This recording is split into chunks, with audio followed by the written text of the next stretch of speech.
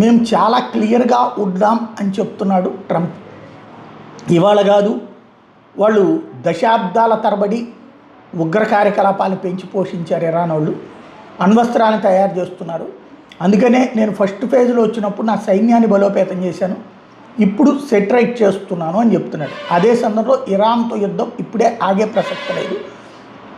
దాని అణ్వస్త్ర నిల్వలు, దానికి సంబంధించినటువంటి లక్షల కొద్దీ ఏవైతే ఆయుధాలు తయారు చేసిందో ఇరాన్, అవి ఉగ్రవాదులకు ఇస్తోంది. ఇప్పుడు హౌతీలకు ఇచ్చిన, హిజ్బుల్లాకి ఇచ్చిన ప్రతి తీవ్రవాది చేతిలో ఉంటుంది ఇరాన్ ఆయుధమే. కాబట్టి ఇరాన్ దగ్గర ఉన్న ఆ ఆయుధాగారాలని ధ్వంసం చేయడం అన్నటువంటిది, అట్లాగే ఇరాన్ కుబుసాలు గదిలిస్తామంటున్నాడు, పెను విధ్వంసం తప్పదు అని హెచ్చరిస్తున్నాడు. దానికి సిద్ధం కమ్మనమని చెప్తున్నాడు.